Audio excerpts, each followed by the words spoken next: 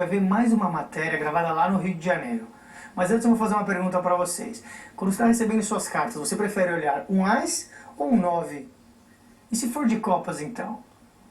Pois é, vamos descobrir por que o 9 de copas é importante e qual o significado, né, místico das cartas do baralho e dos naipes também, nessa conversa que tivemos lá no Rio de Janeiro.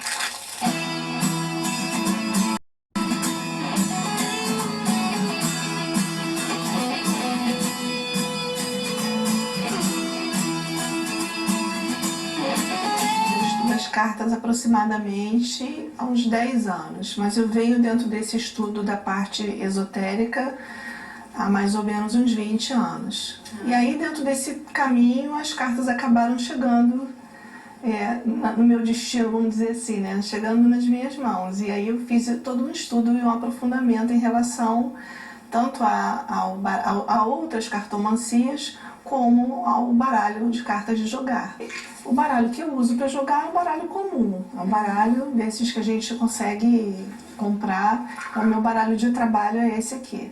E ele tem alguma coisa de especial, diferente dos... Não, é um baralho comum, a única coisa de diferente é que eu escrevi nas cartas. Eu trouxe coloquei os significados aqui que torna a leitura interessante, até porque de vez em quando eu também dou curso, e aí eu aproveito e em vez de usar um papel na mesa, eu já tenho as cartas escritas. Isso facilita um pouquinho na hora de ensinar.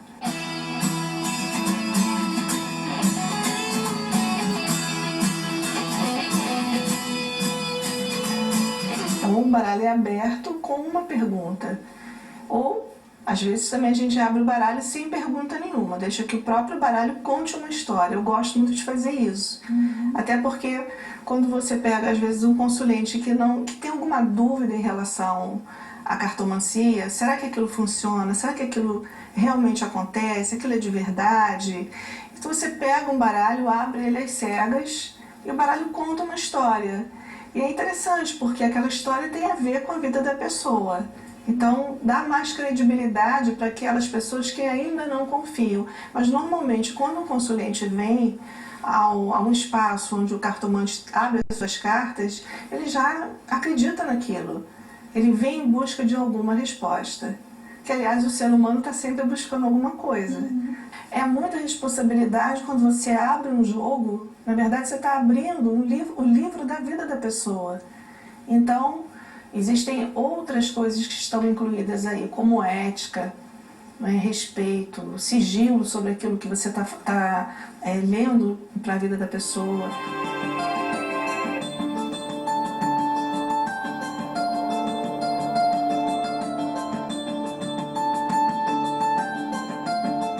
Dependendo da energia que a pessoa tá naquele dia, o foco dela, né, da concentração, ou até da energia que ela tá colocando naquele jogo, você acha que isso pode influenciar nas cartas que ela tira e essas cartas podem influenciar naquele dia de jogo?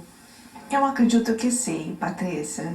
Eu acho que sim. Mas assim, eu estive pensando qual seria o ponto de interseção, onde é que a gente encontraria alguma relação entre a cartomancia, essa prática oracular, e o próprio jogo. Então eu acredito que são coisas onde a gente encontra semelhança, que é no foco, porque o jogo, seja a cartomancia ou o pôquer, você precisa de foco. Você também precisa de raciocínio, porque não basta você conhecer. Existe alguma metodologia que eu acredito que a gente vai desenvolvendo ao longo do tempo. Tanto quem abre uma carta como quem joga. Não é isso? E também alguma coisa que foge ao nosso controle. Eu sei que as pessoas gostam de ter controle sobre tudo. É muito confortável a gente achar que a gente é dono do nosso destino, que tudo conspira, né, quando você faz tudo certo. Mas existe um fator que foge ao nosso controle, que de fato você pode chamar de sorte, destino, acaso, mas tem dias que parece que são mais propícios para a gente. Eu acredito que o que faz esse dia ficar mais propício é você se colocar disponível para aquilo e acreditar. Porque você não pode... Como é que a gente vai para um empreendimento desse, para uma empreitada dessa, sem acreditar? Então tem que estar preparado. Tem que estar bastante preparado e disponível para aquilo.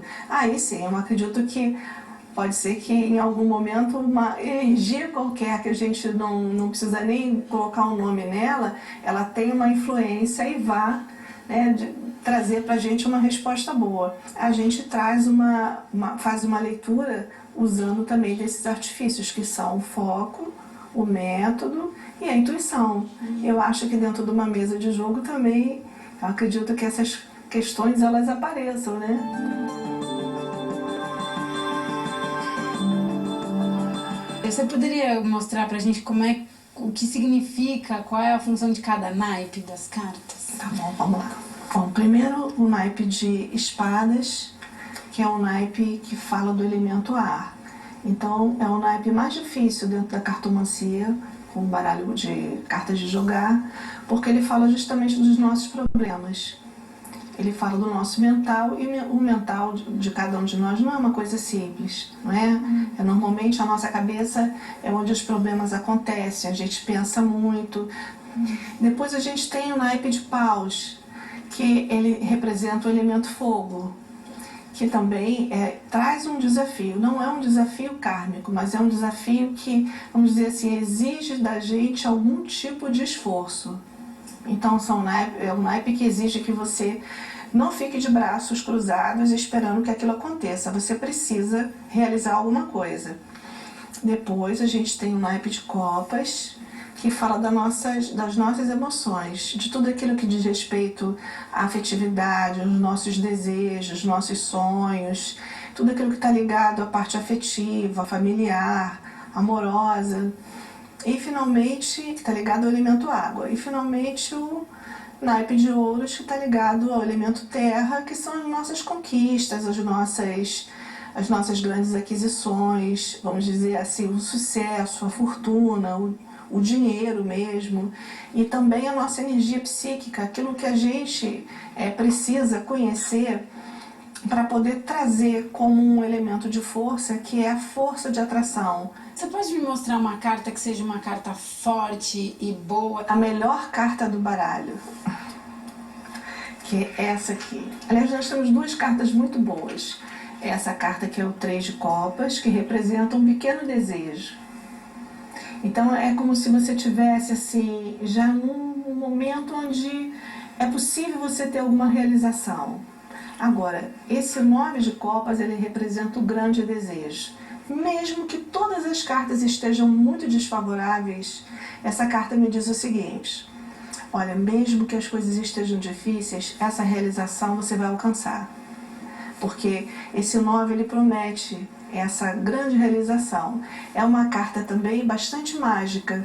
Ela tem um poder de magia. Então, quando a gente tem uma coisa que a gente gostaria muito que ela se realizasse, é uma coisa que a gente pode fazer, pegar essa cartinha, escrever o seu pedido na cartinha e colocar ela na sua carteira, levar com você, porque o universo está sempre atento àquilo que a gente está buscando. Então, em algum momento, pode ser que você tenha essa surpresa, né? Que outra carta a gente teria que seria bacana para um pedido e guardar na carteira?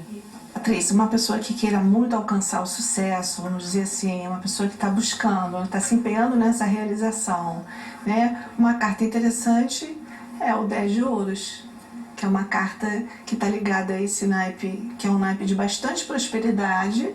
E vamos pensar o seguinte: prosperidade é uma coisa que ultrapassa o dinheiro. Não é? A prosperidade, ela fala de uma grande realização.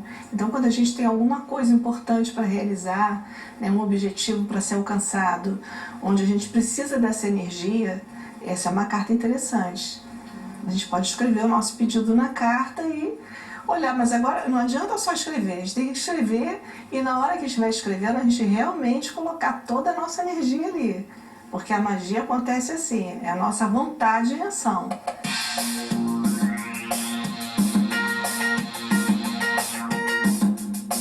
Aproveitando que a gente está falando sobre o significado, vamos analisar alguns pares que podem sair numa mão de pôquer, como um as de copas e um as de ouros?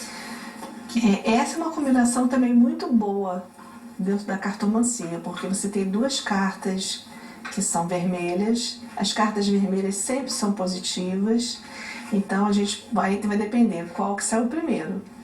não é? Se sai a carta de ouro primeiro e seguida da carta de copas, a gente vai ter uma realização, um empreendimento que se inicia com uma grande satisfação. E se ao contrário, né, se primeiro a gente tira a carta de copas e depois tira a carta de ouros, a gente vai falar de um momento onde a nossa emoção está comprometida, e isso vai trazer um grande sucesso da nossa vida, uma grande prosperidade, uma grande realização. Vamos agora, né, falar de uma mão que não seja tão boa pro pôquer e ver como é que ela seria dentro de um jogo divinatório, por exemplo. Vamos ver o que... Então, por exemplo, digamos que a gente tirasse um 3 de espadas e a carta seguinte fosse um 8 de copas. Então eu diria o seguinte: bom, ela começa com um grau de dificuldade, talvez algum tipo de conflito, alguma situação que seja um pouco difícil, porque a gente está falando do naipe de espadas, mas em seguida a gente tem alguma coisa que progride para uma situação melhor, porque o 8 de copas, ele pertence a um naipe que traz uma energia positiva para o jogo. Então a gente poderia dizer que, olhando pela ótica da cartomancia, uma mão que não é muito boa, que é mais difícil no jogo de pôquer, pode significar uma oportunidade dentro de um jogo. Pode significar uma oportunidade, principalmente de reflexão, não é? Porque a tendência de algumas pessoas, não de todas, mas de algumas pessoas, é quando enfrentam um problema, ela se paralisa. E quando você abre um jogo e vê que existe uma saída, de repente essa saída pode servir como um estímulo para você não parar no problema e não ficar ali parado, né? Buscar uma saída positiva. Então, problemas todos nós vamos enfrentar. Agora, como a gente vai enfrentar o problema e vai buscar a melhor solução dentro dos problemas, é que traz pra gente uma qualidade de vida melhor.